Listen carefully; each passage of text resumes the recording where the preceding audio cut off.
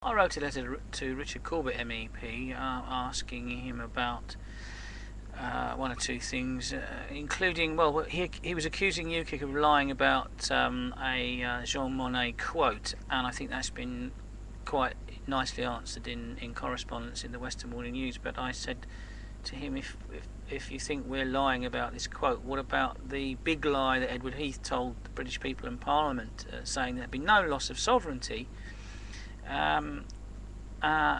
when we joined the common market? And Richard Corbett replies by saying, I would just point out the Heath government 1971 white paper on Britain's application said that, quote, what is proposed is a sharing and an enlargement of individual international sovereignties in the general interest, unquote. In the European Union we have not handed over sovereignty to any other country. Instead, we and other countries have voluntarily agreed to exercise some aspects of our sovereignty jointly where we believe that there is a common interest in doing so. This is a pooling of sovereignty, not a loss of sovereignty. Like a pooling of sovereignty. Well, there's a politician's words that actually don't mean anything. He claims that this is a voluntary thing where we believe there is a common interest in doing so. So there's a common interest, is there, in me not being able to buy, or a greengrocer not being able to sell me in England a pound of bananas or a pound of tomatoes. That is a criminal offence, and soon it's going to be a criminal offence even to show prices per pound, any sort of imperial measurements. That's in the common interest, is it? That's in my interest. That's in the interest of some bloke walking around and leading his life in Paris, Rome, Bratislava, I don't know, wherever, Lithuania. I mean, it doesn't make any difference to me that somebody in France can buy his garlic by the kilo. It doesn't make any difference to me whatsoever. Therefore, it's not in the common interest to get rid of imperial measurements in this country. So, Richard Corbett, wrong. There are dozens of other examples where EU interference has got nothing whatsoever to do with the interests of people in this country.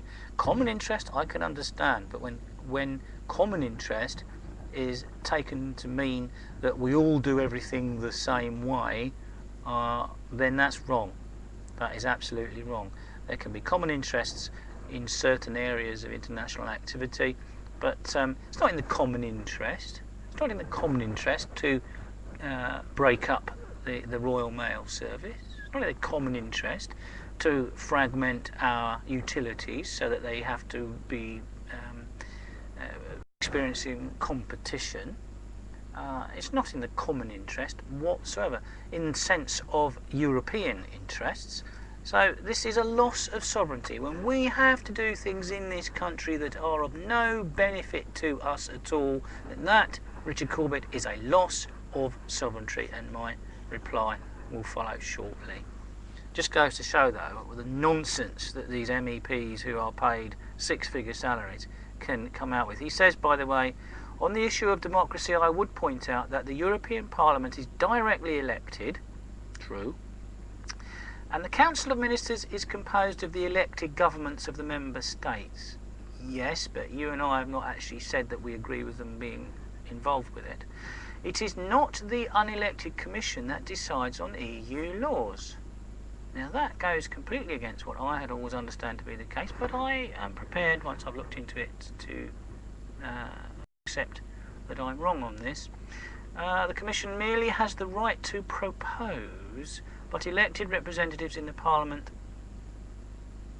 and the Council, and there the sentence ends. So, a little bit of a change of view there, perhaps I need to make, if I'm wrong about the powers of the various levels of government, but I always understood that it was the unelected Commission that makes the laws. But I'm going to look into this further and just check that I'm not giving you any inaccurate information, because I'm not a politician and I don't want to give you inaccurate information. I want to give you information about how being a member of the EU affects us in this country. And when politicians come out with nonsense like that, sovereignty is pooled, I really think they need to be exposed. The United Kingdom has to get out of the European Union The European countries that are not in the EU are prospering, and any notion that we wouldn't also prosper is nonsense. And the fact that we aren't in the euro hasn't affected the country's financial situation one jot. In fact, we're doing a lot better out of the euro than we would be doing in it. We've got to get out, and I've got to go.